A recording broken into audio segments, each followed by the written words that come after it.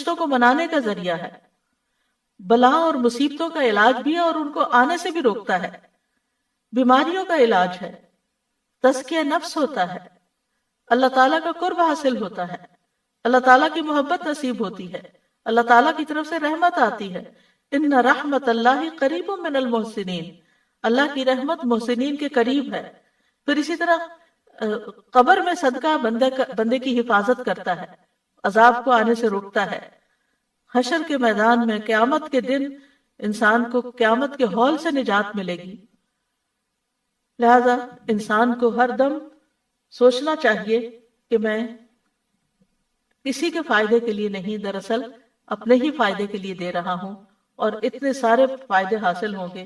تزکیہ نفس ہوگا، انسان کے اندر کے وسوسے اور دل کی گھٹن اور تنگی کا علاج ہوگا۔ اور پھر یہ بھی یاد رکھیے کہ جب انسان اللہ کی رضا کے لیے خرچ کرتا ہے اور اللہ سے اجر کی امید رکھتے ہوئے خرچ کرتا ہے، ریاکاری اور دکھاوے سے بچتا ہے، چھپ چھپ کے خرچ کرتا ہے، حلال کمائی میں سے خرچ کرتا ہے، طیب مال اللہ کے راستے میں خرچ کرتا ہے، اسراف سے بچتے ہوئے خرچ کرتا ہے، خرچ کرنے کے بعد احسان نہیں جتاتا اور اپنی پسندیدہ چیزوں میں سے خرچ کرتا ہے، تو پھر ایسی صورت میں اللہ سبحانہ وتعالیٰ اس کے اجر کو کئی گنا بڑھا دیتے ہیں۔ اور حقیقت یہ ہے کہ انسان کو اپنی زندگی میں ہی اپنے ہاتھ سے دینا چاہیے، کیونکہ جب موت آئے گی تو وہ کیا کہے گا کہ کاش مجھے تھوڑی مہلت اور مل جاتی تو میں صدقہ کرتا اور میں بھی نیک لوگوں میں شامل ہو جاتا۔ یعنی موت کے وقت انسان کو سب سے زیادہ جو چیز فائدہ مند نظر آئے گی وہ صدقہ کرنا ہے، اور ہمیں گن گن کر رکھنے کی بجائے اللہ کے راستے میں دینا چاہیے۔ اور یہ بھی یاد رکھیے کہ بعض زمان اور مکان کے اعتبار سے بھی صدقے کا اجر و ثواب بڑھ جاتا ہے۔ مثلا مکہ اور مدینہ میں خرچ کرنا، حرم کے اندر خرچ کرنا، فقراء مساکین وغیرہ کو دینا، سفر کے دوران اپنے ساتھیوں پر خرچ کرنا، دیگر مسافروں پر خرچ کرنا، پھر اسی طرح بیماری کے وقت خرچ کرنا کہ جب انسان کو اس بات کی ضرورت ہو کہ اپنے علاج کے لیے بھی پیسہ چاہیے، اپنے علاج کے لیے بھی ضروریات بڑھ جاتی ہیں۔ عام روزمرہ زندگی میں تو انسان کو کھانے پینے کی ضروریات ہوتی ہیں، لیکن بیماری میں مزید خرچ بڑھ جاتے ہیں، تو اس وقت خرچ کرنا۔ پھر اسی طرح فی سبیل اللہ، اللہ کے راستے میں خرچ کرنا، رمضان کے مہینے میں خرچ کرنا، پھر رمضان کے مہینے میں خاص طور پر روزہ وغیرہ کھلوانا اور ضرورت مندوں کی ضرورت پوری کرنا۔ بعض لوگ تو اپنی زکوٰۃ بھی رمضان کے مہینے میں نکالتے ہیں، تو ضروری نہیں ہے وہ تو جب سال پورا ہو جائے تو فوراً نکال دیں، رمضان کا انتظار نہ کریں۔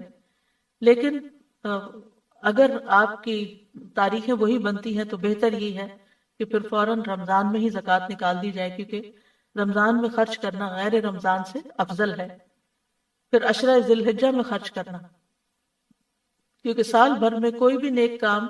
اتنا اجر نہیں پاتا جتنا عشرہ ذی الحج میں انسان جب کوئی نیکی کرتا ہے۔ پھر اسی طرح اگر کوئی حج پہ جا رہا ہو تو وہ فی سبیل اللہ ہوتا ہے، اس پر خرچ کرنا۔ اسی طرح عید کے دنوں میں خرچ کرنا،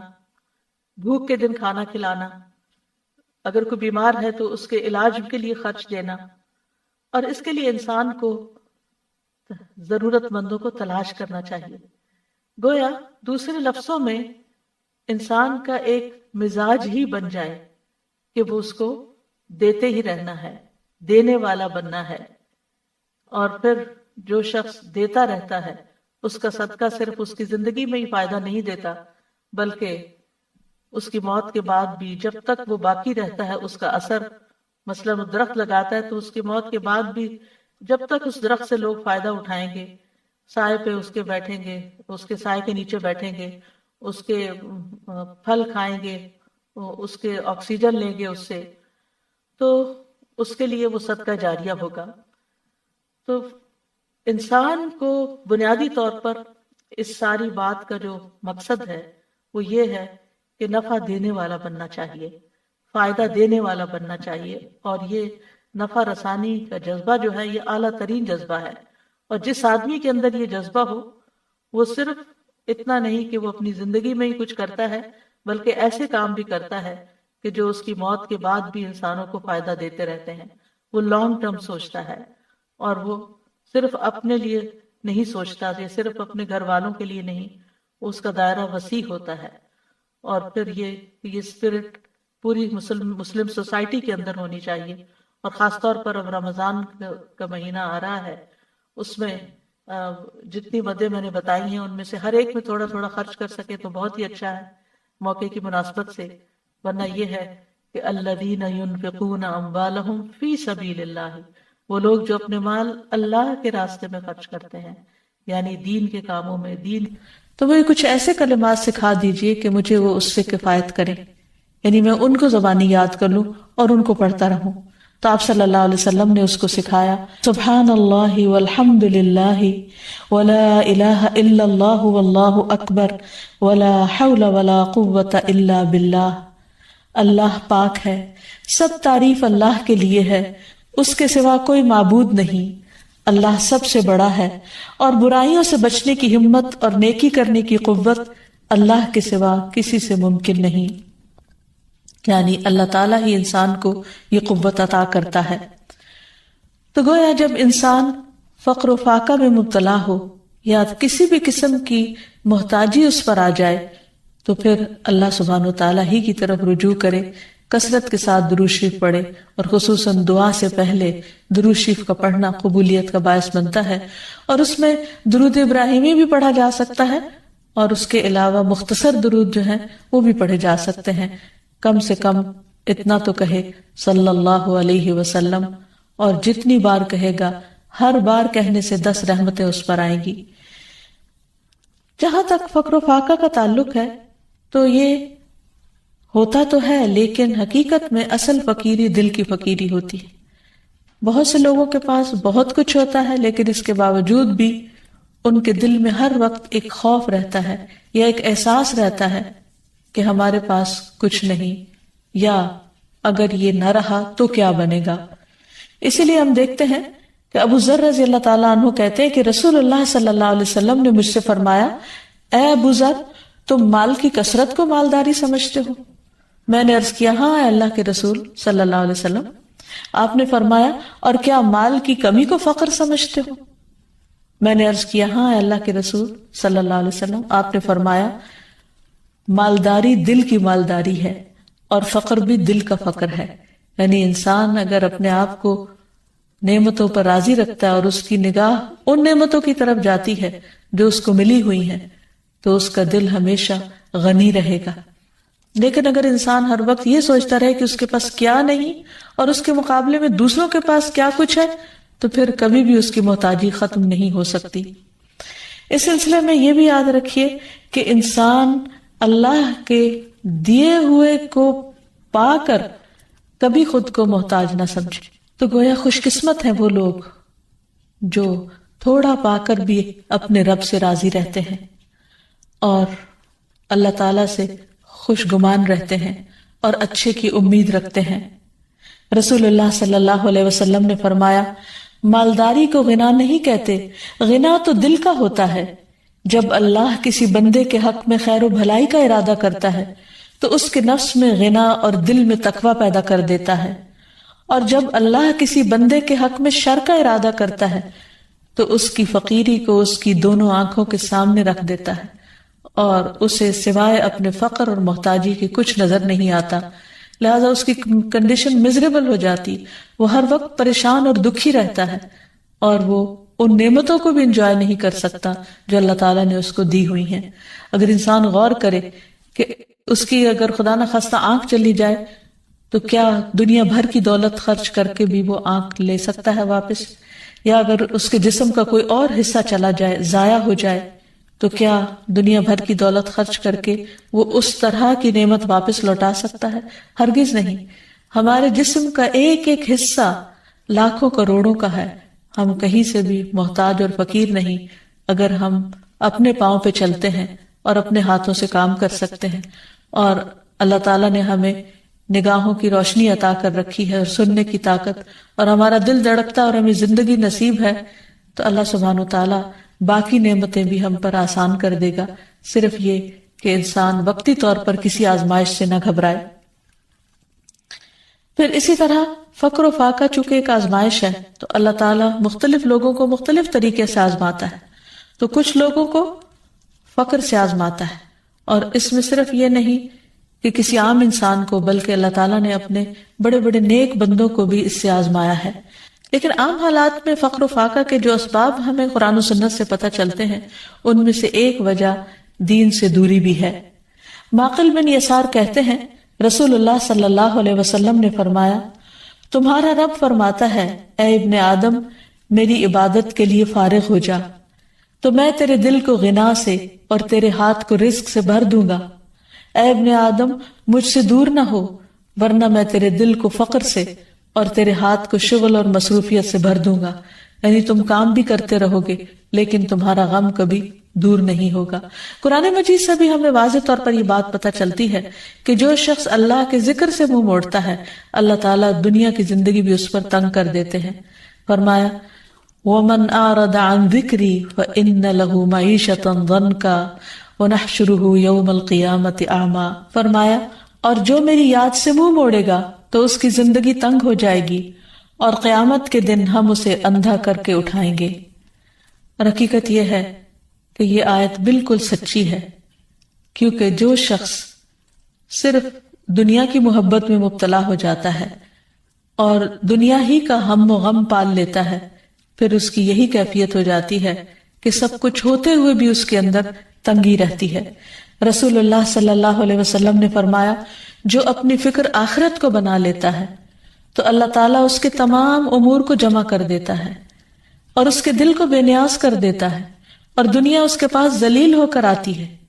اور جس کی نیت صرف دنیا حاصل کرنے کی ہو، یعنی وہ آخرت کو بھولا ہوا ہو، اللہ اس کی تنگیوں کو اس پر کھول دیتا ہے، اس کا فقر اس کی آنکھوں کے سامنے آتا ہے، اور اسے صرف اتنی ہی دنیا ملتی ہے جتنی اس کے لیے لکھی جا چکی ہوتی ہے، اس سے زیادہ نہیں ملتی۔ تو اس لیے انسان کو ہمیشہ اللہ سبحانہ وتعالیٰ کی طرف رجوع کرنا چاہیے، اور جو کچھ انسان کو ملا ہے اس پر راضی رہنا چاہیے، شکر ادا کرتے رہنا چاہیے، اور فقر و فاقہ کے علاج کے لیے اللہ تعالیٰ سے ہی دعائیں کرنی چاہیے۔ ابو ذر غفاری کہتے ہیں، نبی صلی اللہ علیہ وسلم اللہ سبحانہ وتعالیٰ سے روایت کرتے ہیں کہ بے شک اللہ تعالیٰ فرماتا ہے، اے میرے بندو، تم سب بھوکے ہو سوائے اس کے کہ جسے میں کھلاؤں، تو تم مجھ سے کھانا مانگو، میں تمہیں کھلاؤں گا۔ اے میرے بندو، تم سب برہنہ ہو سوائے اس کے جسے میں لباس پہناؤں، تو تم مجھ سے لباس مانگو، میں تمہیں لباس پہناؤں گا۔ تو حقیقت یہ ہے کہ سب کچھ دینے والا اللہ ہے، اس لیے انسان اپنی چھوٹی سے چھوٹی اور بڑی سے بڑی ضرورت اللہ تعالیٰ کے سامنے ہی رکھے، اور جب انسان اللہ سے مانگتا ہے تو اس کا فقر دور ہو جاتا ہے، اور اللہ پر بھروسہ ہی دراصل انسان کو غنی کر دیتا ہے، اور اللہ تعالیٰ اپنے فضل سے بندوں کو غنی کرتا ہے اور ان پر اپنی رحمت نازل کرتا ہے۔ قرآن مجید میں آتا ہے وَأَنَّهُ هُوَ أَغْنَى وَأَقْنَى،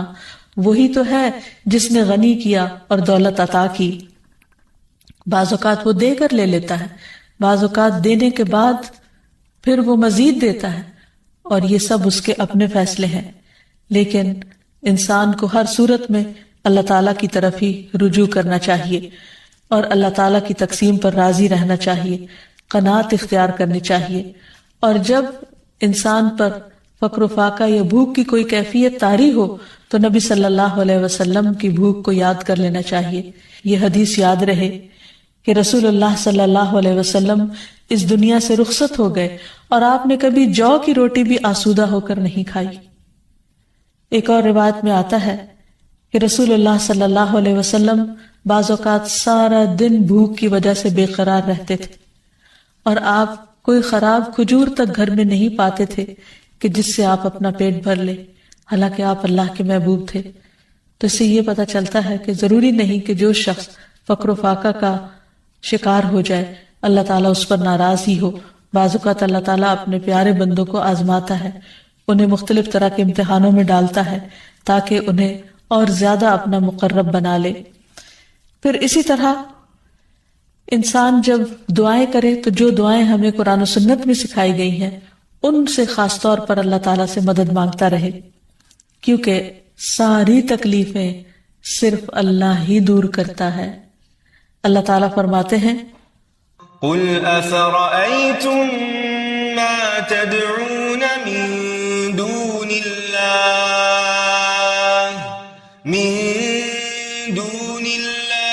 إن أرادني الله بضر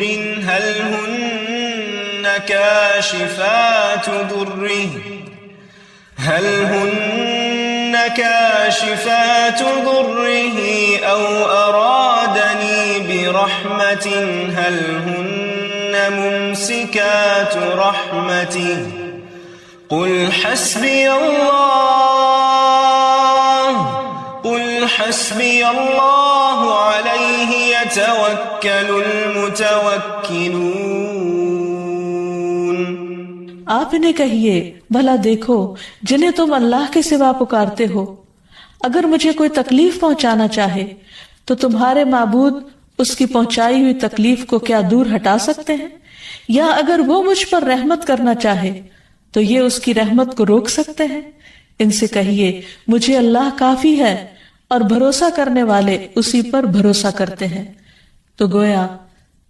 ہر تکلیف کے معاملے میں رجوع اللہ کی طرف ہو،